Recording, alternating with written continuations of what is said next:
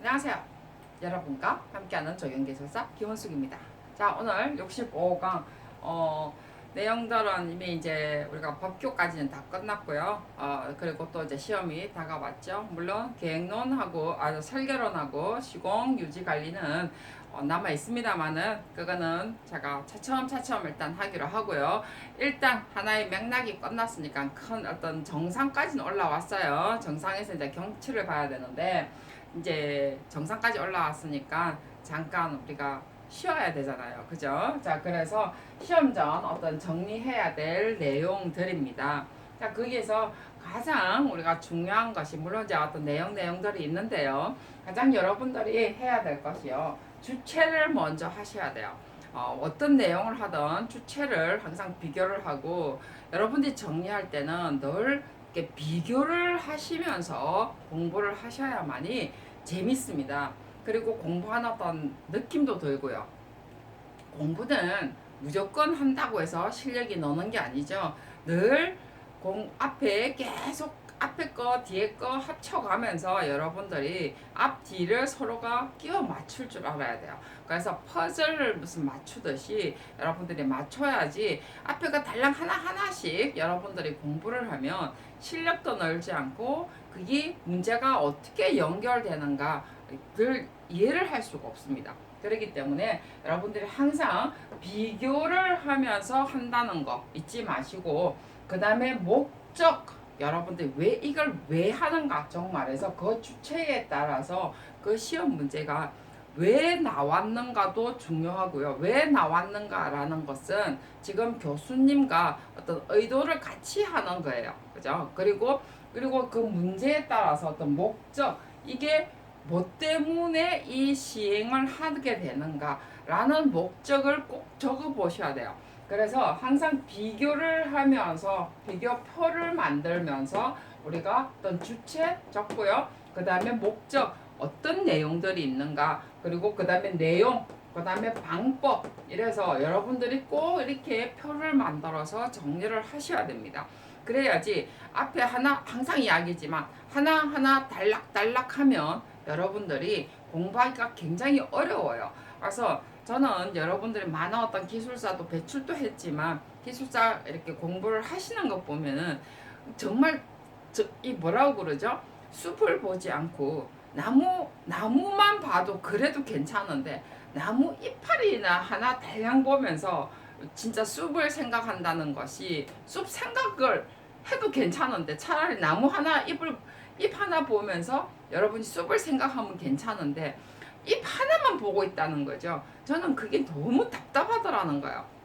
그래서 나무 잎을 하나 보더라도 숲 전체를 생각을 할 수 있어야만이 여러분들이 기술사 합격을 해요. 제가 지금 강의하는 것이 뭐 때문이냐면 여러분 공부를 시키기 위한 것이 아니고 기술사를 합격시키기 위해서 이때까지 이론의 맥락을 깔았습니다. 제가 앞에 강의할 때 무슨 내용을 이야기했죠? 우리가 그 대학 입시라는 지금 여러분 예비고사를 치잖아. 예비고사 아닌가요? 대학 수능이죠, 수능. 자, 수능을 치기 위해서 정말 그 하루 만에 몇 시간을 치기 위해서 얼마나 오랜 시간을 공부해 놨는 거죠. 그죠? 그래도 앞이 안 보이잖아요. 그죠? 그런데 그 공부가 마치 우리 기술사 공부도 똑같습니다. 앞에 공부했던 앞에 이론을 깔았던 것은 이 이론이 각각 하나의 입을 가지고 전체 숲을 그릴 수 있어야만이 여러분이 되는 거예요. 그래서 정리하는 것이 숲을 지금 만들기 위한 어떤 숲의 어떤 맥락을 보기 위해서 여러분들이 항상 비교를 하면서 여러분들 앞에 했던 걸 계속 지금 뒤져야 되는 거예요. 그래서 앞에 뭐 중간에 듣고 뭐 했던 분들은 여러분들이 이해를 잘 못할 수 있습니다. 다시 한번 여러분들이 앞에 내용을 쭉 들어보시면 빠른 시간 내에 들어보시면 여러분들이 이야기였구나 라는 것을 이해할 수가 있겠고요. 오늘 내용들을 제가 화면에 보여줄 건데요. 여러분 이는 이렇게 우리가 기술사의 문제를 이렇게 맞춰도 제 얼굴보다는 이게 더 낫겠죠. 자, 그래서 이렇게 기술사를 이렇게 명제를 해서 축소를 시켜서 두 개의 면을 만들어도 좋고요. 그 다음에 또 하나는 여러분들이 만들 필요가 있어요. 이렇게 해서 내면이 나오죠. 그죠? 내면이 나오면 이렇게 내면을 만들어서 여러분이 쓰셔도 좋습니다. 항상 여러분이 정리는요.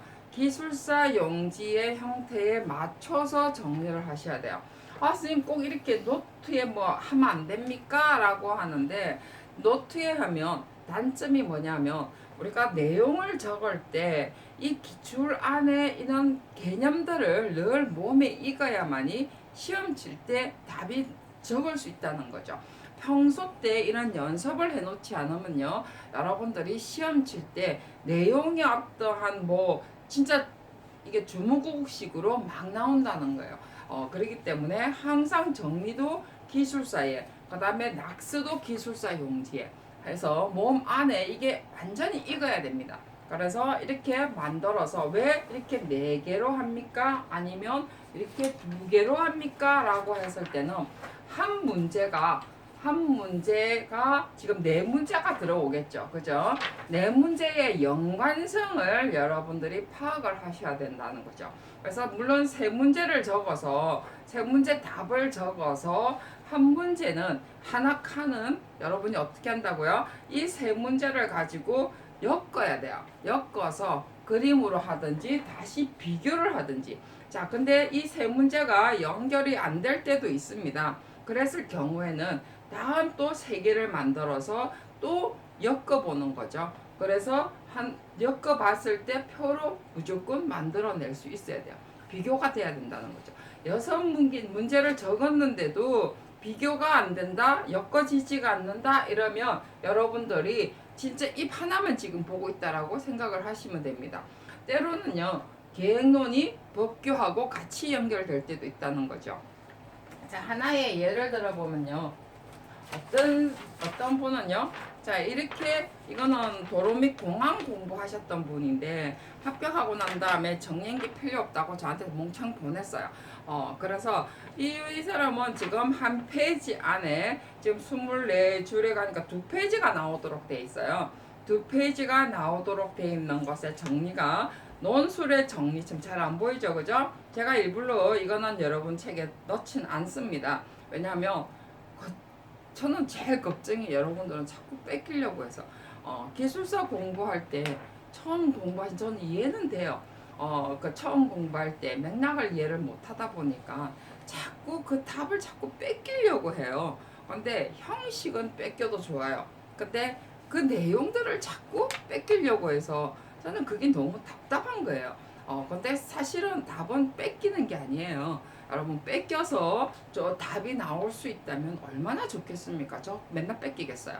근데 우리가 기술사의 답이라는 것은 결코 뺏겨서 나오는 게 아니고 말 그대로 제가 저때 우리가 답지 쓰는 방법 이야기했죠. 논제를 줬을 때 이 논제를 풀어나가는데 1번은 이 내용에 관한 내용의 어떤 논정을 기본을 내가 무엇을 깔 것이다 라는 거고요. 2번은 이것에 대한 근거를 갖다 내는 것이 기본적으로 우리가 이거를 용어라고 해요. 자, 논술은 논문의 형식을 맞춰야 되거든요. 자, 2번의 답지는요. 요 안에 4문제가 전부 다 지금 포장에 관한 내용이에요. 도로 및 공항이었으니까 그죠? 아스팔트에 관한 내용들이네요. 보니까 아스팔트에 관한 내용을 쫙 지금 각각의 내용들입니다. 논술 지금 이거는 2페이지밖에 안 나오거든요. 2페이지 지금 옛날에는 지금은 22줄이었지만 옛날에는 26줄에서 24줄로 바뀌었다가 다시 22줄로 바뀌었거든요. 얼마나 쉬워요. 그 칸도 작아졌는데.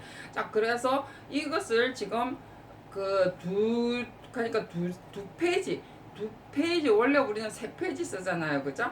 자, 2페이지 안에 논술 결론까지 지금 다 냈습니다. 근데 여기는 뭐 우리가 결론까지 여기도 뭐 결론까지 5까지도 나왔네요. 근데 뭐 굳이 결론은 굳이 안 달아도 되지만 실제로 뭐 결론까지 그렇게 칸 차지할 필요는 없어요.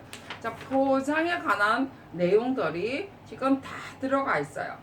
그래서 이게 지금 한 몇 장 됩니다. 자, 그랬는데 마지막은요. 어떻게 한다고요? 한 줄 정도, 이 정도 반 정도는 남겨서 사실은 저도 이거 크게 마음에 들지는 않습니다만은 어디 가면 이 포장에 관한 특성들의 한 페이지가 이 한 칸이 이렇게 전부 다 정리 다시 이걸 묶어져 있어요. 다 묶어서 표로 나타내든 다시 또 논술 형식으로 또 썼다는 거죠. 여러분한테 다 보여줄 수는 없습니다. 자, 그래서 이런 내용들을 우리가 항상 어떻게 자기의 어떤 폼의 형식에 맞춰서 내용들이 들어가야 되는 게 주체가 뭐고, 그 다음에 어떤 목적을 가지고 있고, 어떤 방법에는 주로 뭐 시공 방법도 있을 거고, 그죠? 목적에 따라서 어떤 뭐 이 내용들이 나오겠죠.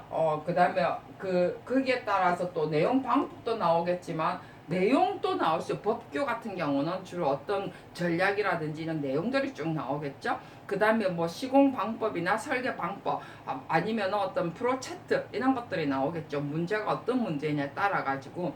그래서 이런 것들을 쭉쭉 적어 보면 이 네 문제 푸는 동안에 같이 묶이게 돼 있는 내용이 있다는 거예요, 여러분. 우리가 지금 세 문제만 풀어도요, 우리가 기본적으로 이 세 개가 같이 연관되는 것들이 항상 있게 돼 있어요. 그래서 이 세 개를 같이 엮는 거예요. 그래서 하나는 꼭 엮는 페이지를 만들든지 반 페이지 정도는 엮든지. 이게 이제 너무 이렇게 반 접어서 나왔지만 저는 사실은 공부할 때 저는 이런 것을 더 좋아합니다.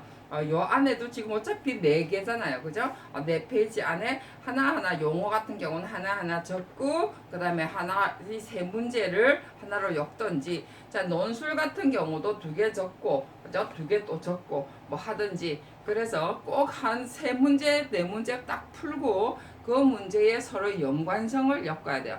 자, 이 문제에 안 나왔다 하더라도 앞에 계획론하고 법규하고 맞춰보고, 또는 앞에 우리가 지금 인문학 철학하고 같이 또 법규하고 맞춰보고, 그래서 내가 정리가 된 대로 계속 맞춰야 된다는 거죠. 비록 한 칸 지금 비워져 있어도 상관이 없어요.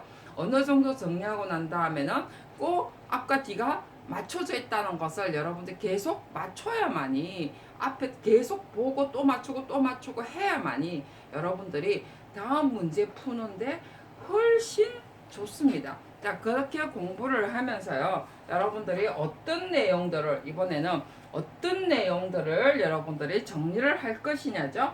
자, 일단 기본적으로 법규 중에서는요, 여기 비교를 하면서 해야 되는데요. 우리가 했던 게 뭐 있어요? 맨 처음에 내용 자료를 보면요, 국토부께 나오죠. 그죠? 국토부의 어떤 내용 중에서도 다 정리를 하는 게 아니고, 국토부가 하는 일, 그죠? 국토부가 무슨 일을 하고, 그 다음에 2000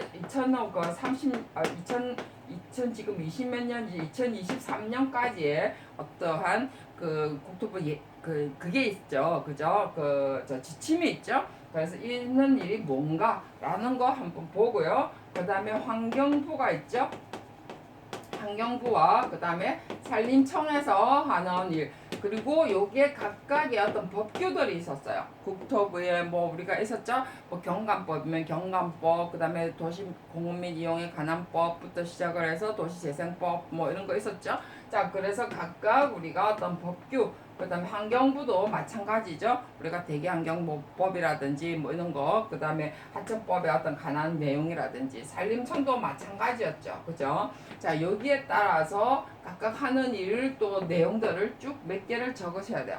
자, 이게 칸이 부족하시면요, 또 끊어서 다음 장으로 또 넘어가시면 돼요. 그래서 항상 이것과 국토부와 환경부와 산림청이 이 한 장에 여러분이 어떤 용지를 했든 상관이 없습니다. 이 한 장에 여러분들이 다 보여야 된다는 거죠. 국토부의 어떤 내용들이 쭉 적혔으면 환경부에 하는 내용과 같이 적혀야 되고요. 자, 이게 한 장을 하셔야 되고요. 자, 그래서 기본적으로 하시고 난 다음에 그 다음부터 이제 하셔야 되는 내용들이 이제 뭐냐면, 자, 기출 문제는 실제로 우리가 여러분들은 잘 못 느끼셨는가는 모르겠지만 계획론 안에 하나 계획론만 보면요, 이렇게 자료 안에 목차들이요. 서로가 내용들이 다 엮여 있습니다. 환경부뿐만이 아니라 내용 자체가 이렇게 내용 자체들이 쭉 엮이게 돼 있어요. 그래서 엮여 있는 것들을 내용들을 여러분들이 공부를 잘 하셨다면 여기에서 나중에는 국토부가 하는 일 딱 하나 빼서 여기에 다시 하는 일에 따라서 우리가 어떤 내용들을 목적하는 방법, 그 다음에 어떤 뭐 때문에 하는가, 그 다음에 절차 이런 것 정도를 같이 또 달아야 된다는 거죠. 그러니까 무슨 말인가? 이해는요, 여러분들이 공부를 얼마만큼 했느냐에 따라 가지고 나오는 방법이 다릅니다. 늘 이야기하는 것처럼 제가 우리가 지금 공부시키는 방법 중에 하나가 또 이렇게 또 나오죠. 예를 들면 자연공원법 했을 때 물론 자연공원 구역이 있었죠. 용도지구 안에 자연공원법은 환경부 거였어요. 그죠? 자연공원법 해서 이렇게 내용들은 표로 만들어져 있지만 이 내용들이 어떻게 나와 있다고요? 자, 이 내용 안에 이 표 안에 이 내용들이 같이 겹쳐서 들어와 있어야 된다는 거죠.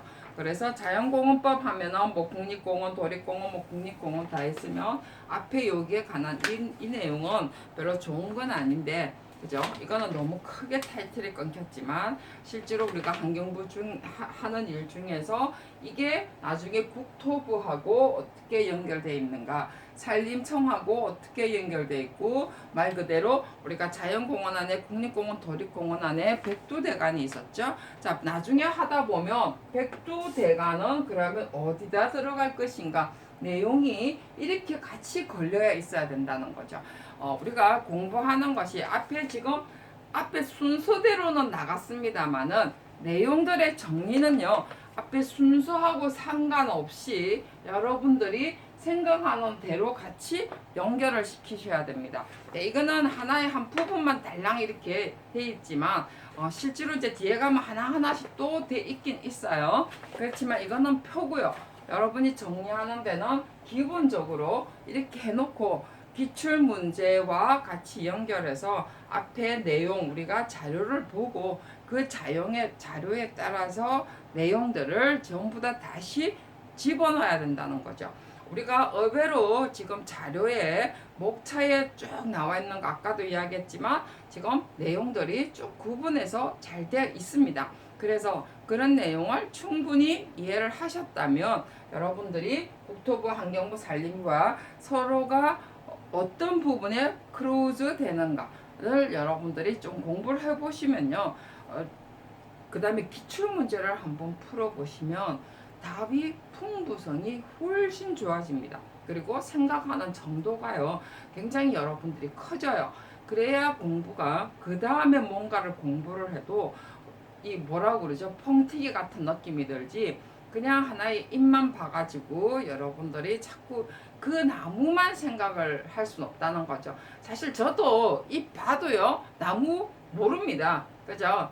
근데 자꾸 그 잎을 보면서 자꾸 나무를 생각할 수 있고 숲을 자꾸 거래할 수 있어야만이 여러분들이 어떤 말 그대로 정말 잎이나 뿌리 하나만 아니면 잎에 떨어져 있는 그거 하나만 봐도 숲을 만들어낼 수 있다는 거죠. 그래서 공부하는 어떤 방법이 꼭 그러니까 여러분들이 그걸 명심하시고 정리를 꼭 이런 식으로 앞에 세 과목 부분이라도 꼭 하시길 바랍니다.